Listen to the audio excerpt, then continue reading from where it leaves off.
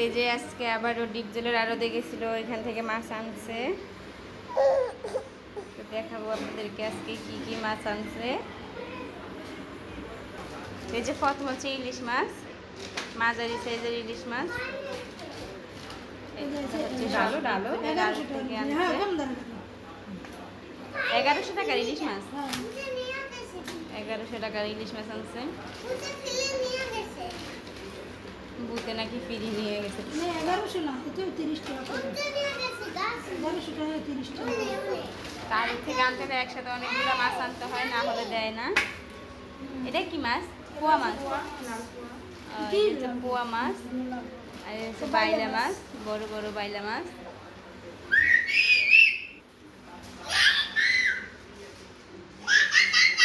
আর একজন মাছ দিকে খুশি দিলে চিল্লাইতেছে। বড় বড় বাইলা মাছ, অনেক বড়। আচ্ছা, বড় বড় পোয়া মাছ। চিংড়ি মাছ, ছোট ছোট না, একটু বড় আছে।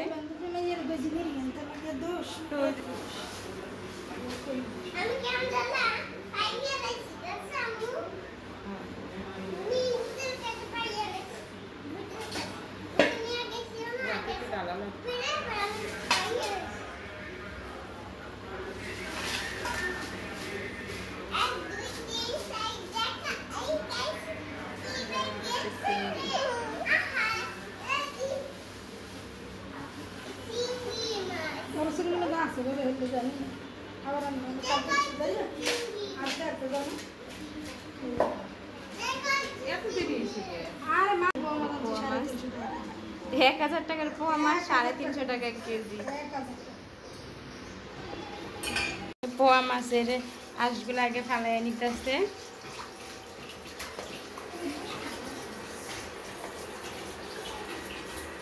এই যে চিংড়ি মাছ ভিজে রেখে হচ্ছে বাইলা মাছ। এখন এগুলো আমরা কাটবো। আব্রাহামকে ঘুম পাড়িয়ে আসছি। আব্রাহাম হচ্ছে অসুস্থ, ওর জ্বর অনেক, এই জন্য ওকে ঘুম পাড়িয়ে রেখে আসছি, না হলে কান্নাকাটি করবে।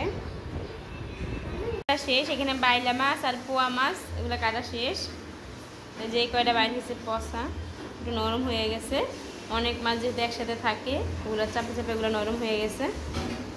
এই যে এগুলো এক বল হয়েছে, কাটা শেষ। আর এখন চিংড়ি মাছগুলো বাকি আছে। এখন দুপুরে রান্নার জন্য কাটা বাছা করবো, করে তারপরে চিংড়ি মাছগুলো বাছবো।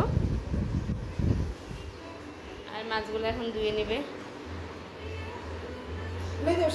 বাক করা শেষ, সব পলিথিনে বলিতে বাক বাক করে রাখছে। আর এখনো চিংড়ি মাছ করা হয় নাই। দুপুরে রান্নার কাটা বাছাও শেষ। করলা ভাজি করবে, লাউ রান্না করবে, আর আজকে মাছ আনছে, মাছ ভুনা করবে।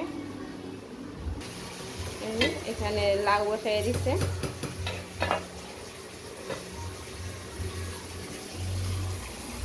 আর এইগুলো আজকে রান্না করার জন্য নিছে।